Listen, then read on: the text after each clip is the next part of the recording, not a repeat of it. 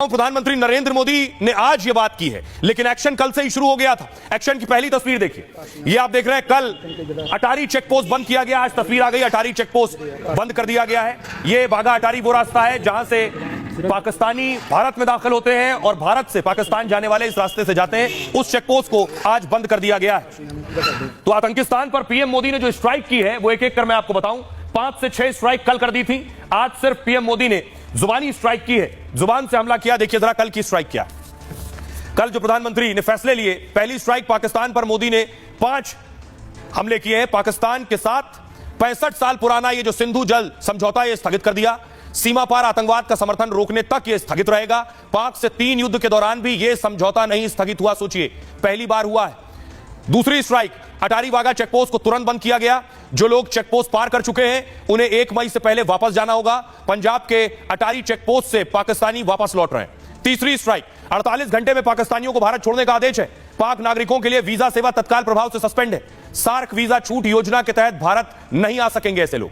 पहले से जारी सभी वीजा रद्द होंगे। भारत आए पाकिस्तानियों को 48 घंटे में देश छोड़ना होगा।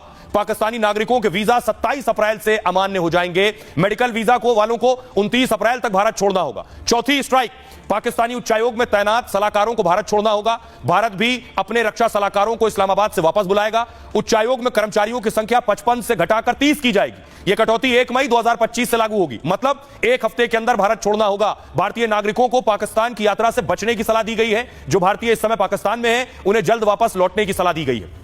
5वीं स्ट्राइक, दुनिया भर में पाकिस्तान को अलग थलग करने की रणनीति है। विदेश मंत्रालय में कई देशों के राजदूतों को बुलाया गया। आज पहलगाम में हमले को लेकर उन्हें डिटेल जानकारी दी गई है। जर्मनी, पोलैंड, ब्रिटेन, रूस समेत कई देशों को ब्रीफिंग दी गई है। अब इसकी तैयारी भी शुरू हो गई है। तैयारी इस लिहाज से कि कल ही सिंधु जल समझौता स्थगित किया है। यह तस्वीर मैं आपको दिखा रहा हूं। पहली ये सिंधु रिवर की तस्वीर है। दूसरी तस्वीर मैं आपको दिखाऊं उससे पहले मैं आपको बताऊं, ये जो सिंधु जल समझौता है, यह समझौता है क्या, बहुत संक्षेप में 6 नदियां हैं। 3 नदियों का पानी भारत इस्तेमाल करता था, 3 नदियों का पानी पाकिस्तान। अब भारत वो नदी रोक देगा वो जो अब तक पाकिस्तान इस्तेमाल कर रहा था। जैसे पूर्वी नदियां जो हैं, जिसमें आप देखिए सतलुज नजर आ रही है, ब्यास और रावी आपको नजर आ रही है नीचे, सतलुज, रावी, ब्यास। पानी के इस्तेमाल का अधिकार इसके भारत के पास था। उधर देखिए जो आपको नजर आ रही है सिंधु, झेलम, चिनाब, काली पट्टी पर सफेद से लिखा है सिंधु, झेलम, चिनाब। ये 3 जो थी ये पश्चिमी नदियां हैं। इस पर भारत को बिजली और खेती का सीमित अधिकार था, लेकिन पाकिस्तान इसका ज्यादा इस्तेमाल करता था। तो अब इसका पानी भी भारत रोक देगा। और देखिए तस्वीर मैं आपको दिखाने जा रहा हूं, भारत ने पानी रोक दिया। उसकी तस्वीर देखिए, यह तस्वीर डैम की नजर आ रही है। पानी सूख गया है। फुल स्क्रीन लीजिए जरा। इस तस्वीर से आपको अंदाजा होगा असर होने लगा है पाकिस्तान में। डैम की तस्वीर हम आपको दिखा रहे हैं। जो पानी यहां से जाता था ये लगभग कम हो गया है, खत्म होने की तरफ है, जो पाकिस्तान का हलक सुखाने वाला है। अब देखिए कि आखिर ये है क्या सिंधु जल समझौता, जिसके बाद पाकिस्तान मान रहा है कि भारत ने उसके खिलाफ जंग छेड़ दी है। दरअसल सिंधु जल समझौता स्थगित होने से पाकिस्तान बहुत बेचैन है। 1960 में भारत पाकिस्तान के बीच यह समझौता हुआ था, 1960 में, जवाहरलाल नेहरू के टाइम में। इसके बाद दोनों देशों के बीच 3 बार युद्ध हुए, लेकिन इससे समझौते पर कोई असर नहीं पड़ा। पहली बार मोदी सरकार ने समझौता स्थगित किया है। दोनों देशों की 6 नदियों का पानी बांटने को लेकर यह समझौता है। समझौते के तहत भारत को 3 पूर्वी नदियों का अधिकार मिला है। इसमें रावी, ब्यास, सतलुज के पानी का अधिकार भारत के पास है।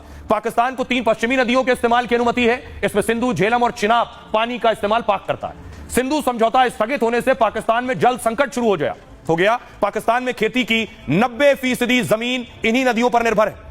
पाकिस्तान की 4.7 करोड़ एकड़ एरिया में सिंचाई मुश्किल हो जाएगी। अब पाकिस्तान की आय में कृषि की हिस्सेदारी 23% है। इससे 68% ग्रामीण पाकिस्तानियों की जीविका चलती है। ऐसे में पाकिस्तान में आम लोगों की भी मुसीबत बढ़ेगी। पाकिस्तान की बेहाल अर्थव्यवस्था और बदतर हो जाएगी। पाकिस्तान के हाइड्रो पावर डैम जो है वो भी, उनमें पानी सूख जाएगा। इससे पाकिस्तान में बिजली का संकट आ जाएगा। बिजली उत्पादन ठप। पाक का बिजली उत्पादन 50% तक कम हो सकता है। इससे औद्योगिक उत्पादन और रोजगार पर असर पड़ेगा। कुल मिलाकर पाकिस्तान पूरी तरह बर्बाद हो सकता है। 1960 में वर्ल्ड बैंक की मध्यस्थता में समझौता हुआ था। तब जवाहरलाल नेहरू और पाक के राष्ट्रपति अयूब खान ने उस वक्त दस्तखत किए थे इस पर। आइए अब सोचिए, सिंधु जल समझौते की अहमियत इतनी है, भारत ने सिंधु जल समझौता स्थगित किया। इसका डर हाफिज सईद को भी था। तो पहले हाफिज सईद इसे स्थगित करने को लेकर भारत को ललकार चुका है, चुनौती दे चुका है। अब पीएम मोदी ने स्थगित कर दिया है। सुनिए। तू कहेगा कि पाकिस्तान का पानी रोकेंगे, कश्मीर के अंदर डैम बना के तुम पाकिस्तान के पानी को रोकोगे, पाकिस्तान की ज़राअत सनत का खात्मा करके, पाकिस्तान की मईशत तबाह करके, सी पैक के मंसूबे नाकाम करने के लिए तू बड़के मारेगा और तू चाहेगा हम चुप रहे। सुन, अगर तू पानी बंद करेगा इंशाअल्लाह हम तेरी सांस बंद करेंगे, इन दरियाओं में फिर खून बहेगा। भारत ने बड़े फैसले लिए तो पाकिस्तान की सांसें थम गईं। भारत ने कल ये सभी फैसले लिए सीसीएस की बैठक में। अब ये तस्वीर पाकिस्तान ने देखी है, खबर पाकिस्तान तक पहुंची। अगली तस्वीर देखिए, पाकिस्तान ने भी बैठक बुला ली। शहबाज शरीफ ने बैठक बुलाई और बाकायदा भारत के खिलाफ भी इसी तरह के फैसले लिए। देखिए, पाकिस्तान ने भारत पर कुछ प्रतिबंध लगाए हैं। जो फैसले भारत ने लिए, अब पाकिस्तान ने उसे कॉपी करने की कोशिश की। पाकिस्तान की पहली गीदड़ भभकी, सिंधु नदी पाकिस्तान के लिए लाइफलाइन जैसी है। यानी भारत ने जो सिंधु जल समझौता स्थगित किया है, पाकिस्तान कह रहा है वो लाइफलाइन है, अंतरराष्ट्रीय संधि भारत अकेले नहीं तोड़ सकता है। वो कह रहा है सिंधु नदी का पानी रोकना जंग के ऐलान जैसा है, हम सभी क्षेत्रों में भारत को मजबूती से जवाब देंगे। दूसरी गीदड़ भभकी, भारतीय एयरलाइन के लिए पाकिस्तानी एयर स्पेस बंद, यानी पाकिस्तान ने अपना हवाई क्षेत्र बंद कर दिया है। कोई भारतीय उड़ान पाक हवाई क्षेत्र से नहीं जा पाएगी। पाकिस्तान के एयर स्पेस से 11 हवाई मार्ग निकलते हैं, इनमें किसी रूट पर भारतीय विमान अब नहीं उड़ पाएंगे। बालाकोट एयर स्ट्राइक के बाद भी पाक ने हवाई क्षेत्र बंद कर दिया था। तीसरी गीदड़ भभकी, भारत के साथ हर तरह का व्यापार रोक दिया है। शिमला समझौते को भी रद्द करने की धमकी दी है। यह समझौता 1971 में पाक की हार के बाद हुआ था। सहमति बनी थी कि दोनों देश शांति से विवाद सुलझाएंगे, सभी मुद्दे द्विपक्षीय चर्चा से हल होंगे, तीसरे पक्ष का दखल नहीं होगा। चौथी गीदड़ भभकी, बाघा बॉर्डर को तुरंत बंद करने का ऐलान किया है। पाकिस्तान में सभी भारतीयों का वीजा रद्द किया है। 48 घंटे में भारतीयों को पाकिस्तान छोड़ने का आदेश है। पांचवी गीदड़ भभकी, पाक में भारतीय उच्चायोग की संख्या घटा दी है। पाक में 30 भारतीय उच्चायोग और स्टाफ कम कर दिया गया। बाकी भारतीय स्टाफ 30 अप्रैल तक पाकिस्तान छोड़ दे। ये पाकिस्तान की गीदड़ भभकी है। अब देखिए, इसके बाद पाकिस्तान ने प्रेस कॉन्फ्रेंस की है, सुनिए क्या कह रहा है। जो है ना, वो अपनी जो हमारी इंफॉर्मेशन है कि वो इस वक्त जो है एक ऑल आउट वॉर की जगह जो है पाकिस्तान के शहरों में जो है वो दहशतगर्दी की जो है पूरी तैयारी कर रहे हैं। और ये टिट फॉर टैट होगा। अगर हमारे शहरों में हमारे सिटीजन्स जो हैं वो महफूज ना हुए, अगर उन पे अटैक हुआ तो ये इंडिया के सिटीजन भी जो है महफूज नहीं रहेंगे। इस तरह की कोई यूनिलैटरल जो है एक्शन वो किसी भी कीमत पे नाकाबिल कबूल है।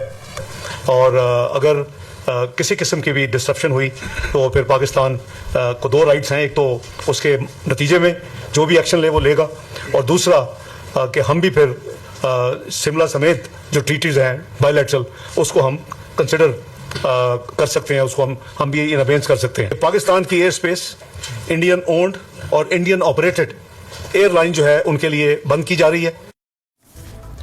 अब बड़ी चीज यह है, परीक्षण करने की तैयारी में था, मिसाइल परीक्षण करने वाला था। डर की वजह से पाकिस्तान ने मिसाइल परीक्षण नहीं किया। लेकिन अगली तस्वीर देखिए, भारत ने मिसाइल परीक्षण किया है। यह मिसाइल परीक्षण भारत ने किया है। पाकिस्तान को भी जवाब है कि भारत पूरी तरह से तैयार है।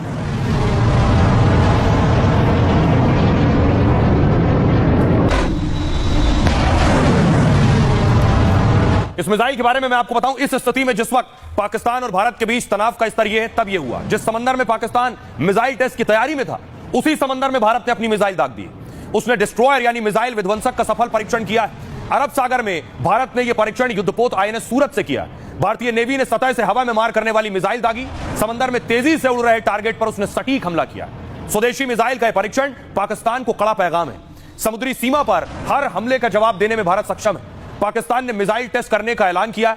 24-25 अप्रैल को कराची तट पर परीक्षण करने वाला।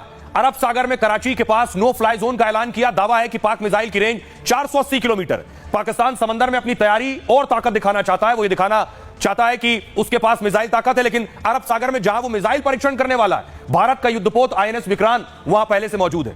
भारत का ये युद्धपोत मिग-29 लड़ाकू विमानों से लैस है, यानी समंदर में भारत की मिसाइल और विमान दोनों तैयार हैं। इसका डर पाकिस्तान को पहले से था। आइए आपको सुनाता हूं, सुनिए जरा डिफेंस एक्सपर्ट सैयद अता हसनैन क्या कह रहे हैं। बौखलाहट तो होगी उस देश में। उनको मालूम है कि ये बहुत बड़ा देश है, हमारी इकोनॉमी बहुत बड़ी है, $4 ट्रिलियन की इकोनॉमी है। अगर कल लड़ाई छिड़ी तो हमारा देश जो है उस लड़ाई के लिए स्टैमिना बहुत ज्यादा रखता है। पाकिस्तान की इकोनॉमी भी बड़ी कमजोर है और उस तरह का स्टैमिना नहीं है उनके पास, इंटरनेशनल सपोर्ट भी उनके पास नहीं है। तो बौखलाहट तो होगी वहां पर बहुत ज्यादा। और ये जो खास तौर पे वो हमको हमारी तरफ प्रोजेक्ट करके दिखा रहे हैं, ये मैं समझता हूं एक सूचना देने का जरिया है, इंफॉर्मेशन वॉरफेयर है, ग्रे जोन वॉरफेयर है, दिखाने के लिए कि वो तैयार हैं। क्योंकि उनके एंटिसिपेशन में, असेसमेंट में ये होगा कि भारत ने पहले सर्जिकल स्ट्राइक्स की हैं, उसके बाद एयर स्ट्राइक की है और शायद इस दफे मिसाइल स्ट्राइक करे। भारत के लिए तो टारगेट है खासतौर पे टेररिस्ट के कैंप्स, टेररिस्ट की लोकेशंस, वो सब हमारे लिए रेडीमेड टारगेट्स या ऑब्जेक्टिव्स हैं। पाकिस्तान के लिए ऐसे कोई रेडीमेड ऑब्जेक्टिव्स नहीं है। अगर वो किसी सिविलियन एरियाज पर टारगेटिंग करेंगे या किसी आर्मी के एस्टैब्लिशमेंट पर करेंगे या भारत के कोई इंडस्ट्रियल एरिया पर करेंगे तो ये एक एक्ट ऑफ वॉर होगा। तो आप सुन रहे थे डिफेंस एक्सपर्ट को। दूसरी तरफ एक्शन शुरू हो चुका है। गृह मंत्री अमित शाह मिले हैं राष्ट्रपति से। राष्ट्रपति को गृह मंत्री ने पूरे हालात के बारे में जानकारी दी है।